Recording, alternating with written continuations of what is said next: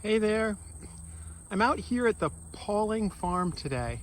The Pawling Farm is a historic farm that goes all the way back to the 18th century with a magnificent barn, and it's a part of the Valley Forge National Park. But while I stand here for a moment, the tree that I want to tell you about here at Pawling is the Black Walnut, a beautiful native Pennsylvania tree, Juglans nigra.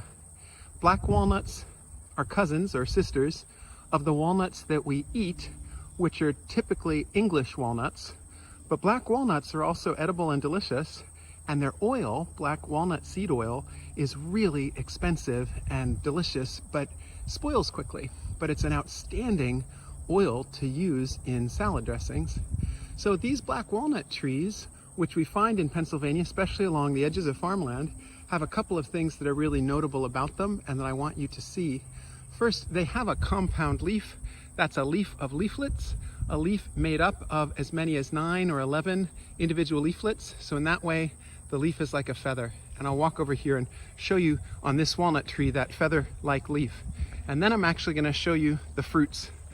So it's pretty obvious that these are compound leaves.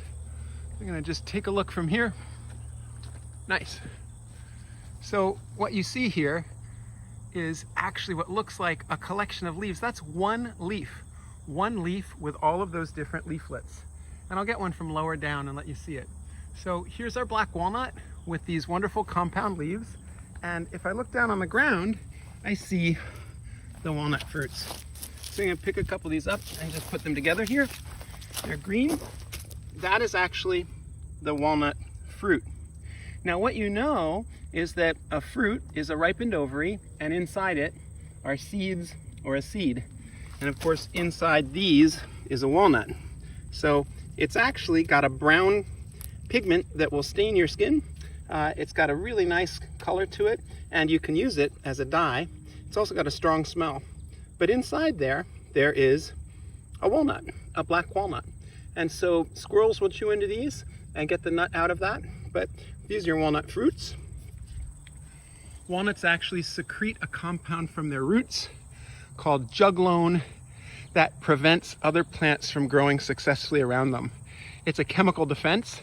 Certain plants cannot grow in the root zone of a black walnut tree because of those root secretions of juglone, and also juglone that falls in the leaves and in the fruits. So they're protecting themselves, carving out a little piece of real estate and chemically defending it from a lot of other competitors, and keeping those competitors from growing underneath them by using this, what we call allelopathic chemical, juglone, that prevents seed germination and seedling success for other plants. Pretty cool. Black walnut. And here is this compound walnut leaf. And I saw them up on the trees with you, but here you can see what I'm holding is a single leaf. That is not 1, 2, 3, 4, 5, 6, 7, 8, 9, 10, 11. That's not 11 leaves. Those are called leaflets. And all the leaflets together make up this single leaf, a leaf of leaflets. And this one, because of the arrangement, opposite like this is like a feather, is called pinnately compound, which will contrast later with leaves that are palmately compound. But you can see those leaflets on the walnut tree, some brown speckles now coming on them this late season. And if I look up, you'll see that the walnut still is well in leaf. We're here in just about the beginning of October, and still a good bit of leaf on there, but those are going to start coming down pretty quickly. It's one of our earliest trees to lose its leaves, one of the first to drop these leaves off. And this one still got quite a bit of the leaves and leaflets attached to the branches. Here are our black walnut fruits and the seeds inside. And these are dropping out of the sky over my head. I may have to move quickly to avoid a concussion. They're literally falling off as we speak. But you can see that a squirrel has gnawed into this nut and pulled out those nut meats. And when they're surrounded by this green husk, it's not that easy to get to that. And again, the green husk has some compounds in it that have a brown, golden brown dye in them, and that also have a really strong smell. If you pick a walnut leaf and you crush the leaves, you'll know it's a walnut immediately. Very distinctive aroma and exactly the same smell.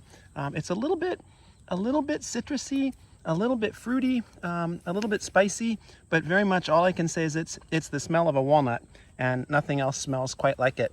So here's our little pile of walnuts. Black walnut timber is also incredibly valuable. It's a wonderful woodworking wood, and so the wood from these trees is really prized as a heavy, beautiful, dark colored fine wood for cabinetry and furniture making.